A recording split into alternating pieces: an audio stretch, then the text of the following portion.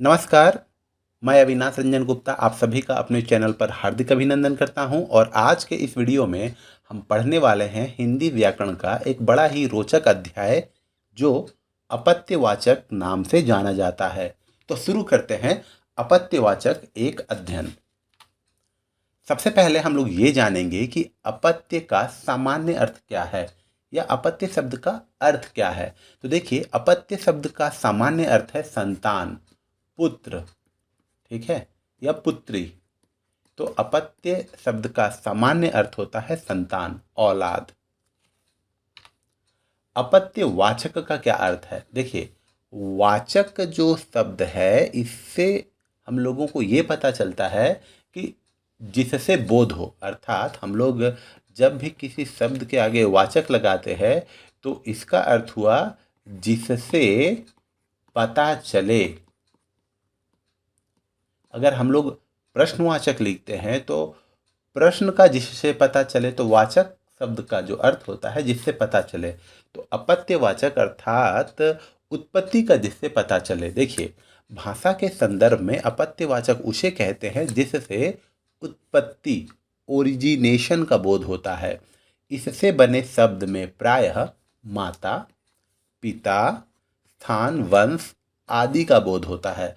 अर्थात हम लोग अगर अपत्यवाचक शब्द देखेंगे तो उसमें हम लोगों को उत्पत्ति का बोध होता है और ये उत्पत्ति माता से हो सकती है, पिता से हो सकती है, स्थान से हो सकती है, वंश से हो सकती है। अपत्यवाचक शब्दों के लाभ, अर्थात अगर हम लोग अपत्यवाचक शब्दों के बारे में जान जाएंगे तो हमें क्या क्या बेनिफिट्स होंगे। तो सबसे पहले ये हमारे शब्द ज्ञान, जो हमारी वोकेबलरी है, उसको समृद्ध करता है और संस्कृत शब्दों की व्यापकता से भी अवगत कराता है कि संस्कृत शब्द बहुत ही ज़्यादा व्यापक है और उसका प्रयोग हम लोग अपनी हिंदी भाषा में यदा कदा करते रहते हैं।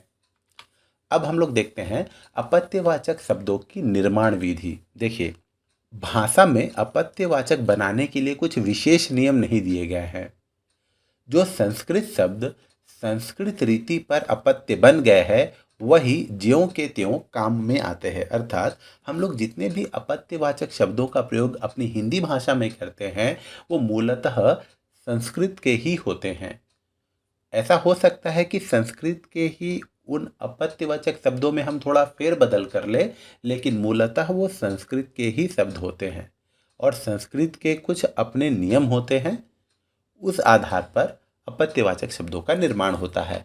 सबसे पहला जो नियम है वो है आदि अक्षरों को दीर्घ करके। आदि कहने का मतलब हुआ बिगिनिंग, शुरुआत वाले, प्रारंभ वाले अक्षरों को दीर्घ करके हम लोग अपत्यवाचक शब्दों का निर्माण करते हैं। जैसे कश्यप, कश्यप से शब्द बना काश्यप। आप जानते ही होंगे कि कश्यप जो थे वो एक ऋषि थे और ये दानव और देवता दोनों के जनक माने जाते हैं।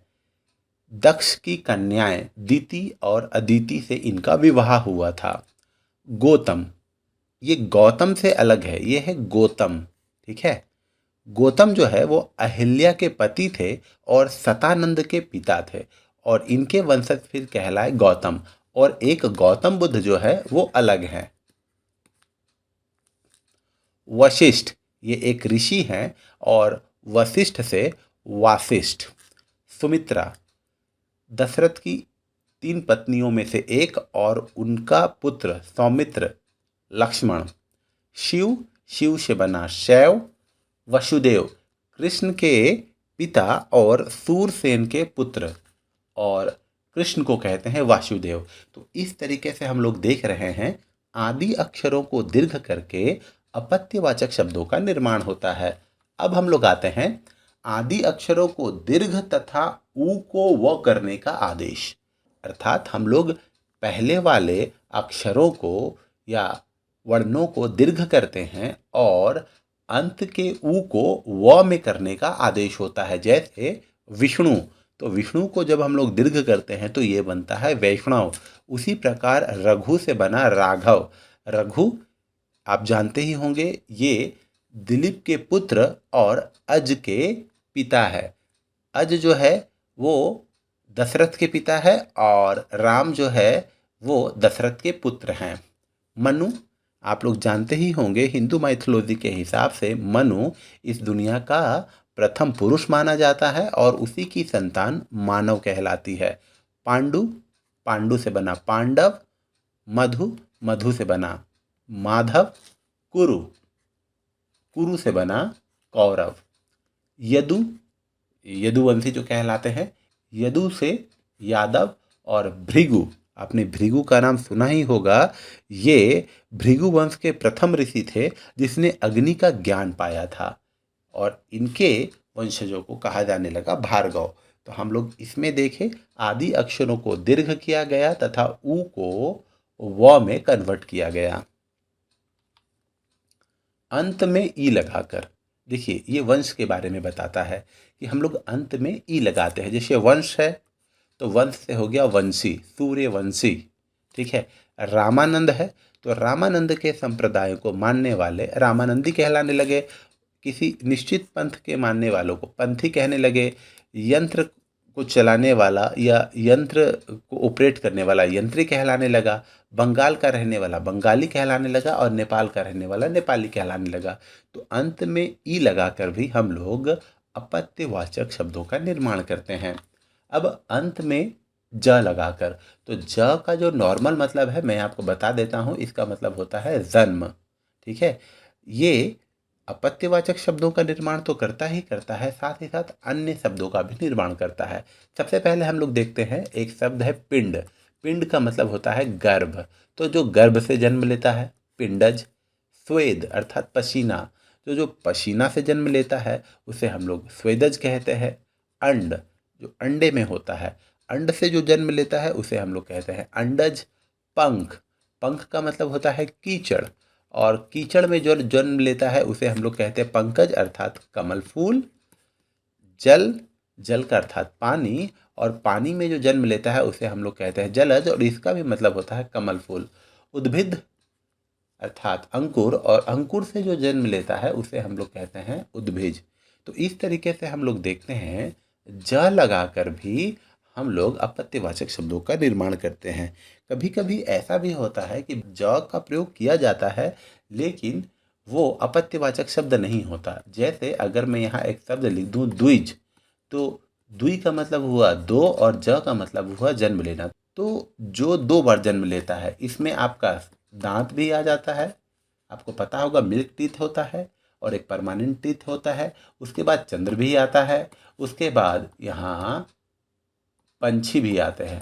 कुछ पक्षी को भी हम लोग द्विज कहते हैं। ब्राह्मण को भी कहते हैं द्विज, क्योंकि जब इनका उपवीत संस्कार होता है और तो उनका एक बार और जन्म होता है, तो इस तरीके से द्विज। फिर आपने सुना होगा अनुज, जो पीछे जन्म लेता है। अग्रज, जो आगे जन्म लेता है। तो इस तरीके से हम लोग देखते हैं कि जस प्रत्यय के प्रयोग से हम लोग और शब्दों का निर्माण करते हैं, साथ ही साथ हम लोग अपत्यवाचक शब्दों का निर्माण भी करते हैं। अब हम लोग आ जाते हैं अनियमित रीति। कुछ रीतियां ऐसी हैं जो अनियमित हैं और इन अनियमित रीतियों के आधार पर भी हम लोग अपत्यवाचक शब्दों का निर्माण करते हैं। जैसे कुंती, आपको पता होगा पांडु की दूसरी पत्नी कुंती, कुंती से कौंते बना जिसे हम लोग कर्ण के नाम से जानते हैं। राधा से बना राधे, राधे जो है इसे भी हम लोग कर्ण ही कहते हैं। अंजनी, ये हनुमान जी की माता का नाम है, और आंजनेय अर्थात हनुमान जी। भगिनी, भगिनी अर्थात बहन, और बहन से जो लड़का जन्म लेता है उसे हम लोग भागिनेय कहते हैं, और हिंदी में हम लोग इसके लिए शब्द यूज करते हैं भांजा। और भागिनेयी अर्थात भांजी, तो बहन से जो जन्म ली वो भांजा या भांजी। उसी प्रकार देखिए भ्राता, भ्राता मतलब भाई, भाई की संतान हम लोग कहते हैं भ्रातृज, अर्थात हम लोग इसे हिंदी में कहते हैं भतीजा, और भ्रातृजा अर्थात हम लोग इसे कहते हैं भतीजी। ठीक है। नीस, नेफ्यू जो आप लोग अंग्रेजी में कहते हैं। अनियमित रीति में और एक चीज़ है, देखिए जनक से जानकी, जनक की बेटी जानकी अर्थात सीता। दिति, दक्ष की बेटी जिसका विवाह कश्यप से हुआ था और इसकी संतान बनी दैत्य। विदेह प्रदेश की जो कन्या थी वो वैदेही कहलाई, अर्थात ये भी सीता ही है। मृकंड एक ऋषि थे, वो मार्कंडे कहलाए। संडिल एक गोत्र है और सांडिल्य ये ब्राह्मणों की एक जाति है। मरुत मतलब हवा, और हवा से जो जन्म लेते हैं उसे कहते हैं मारुति। और पृथा अर्थात पांडु की एक पत्नी और उसके बेटे को कहते हैं पार्थ।